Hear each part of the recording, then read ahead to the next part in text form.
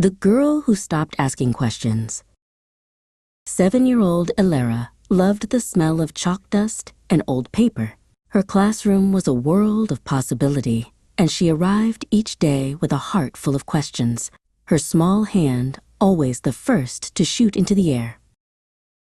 But her teacher, Mrs. Finch, saw not a curious mind, but an interruption. "Elara, put your hand down," she'd snap, her voice a thin, sharp line. "Let someone else have a chance, for once." The words were small pebbles, but they hit with the force of stones. The pebbles became boulders. One afternoon, Mrs. Finch held up Elara's drawing for the class to see, a vibrant, messy explosion of a sunset. "This," Mrs. Finch announced, "is what happens when we don't follow instructions." Laughter trickled through the room, and Elara felt her world shrink to the size of her tear-filled eyes.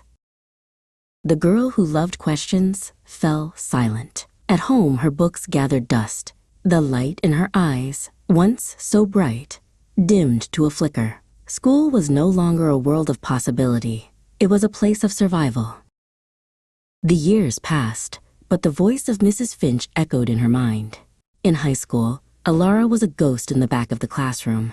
The answers were on the tip of her tongue, the ideas swirled in her head, but the fear of being wrong, of being singled out, kept her silent.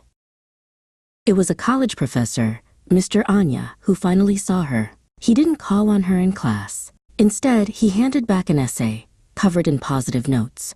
At the bottom, he'd written, "Elara, your voice is powerful. I hope you decide to use it." The words were a key, unlocking a door she thought was sealed forever. It started small. A tentative comment in a study group, a question in a lecture. Each word was a victory, a reclamation of the space Mrs. Finch had tried to take from her. She found her voice, and with it, her strength.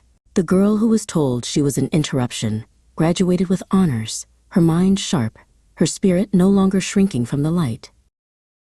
Today, Elara leads a team of architects. Her ideas build cities. Her vision shapes skylines. She listens to every voice in the room, especially the quietest ones, ensuring every question is heard, every idea is valued.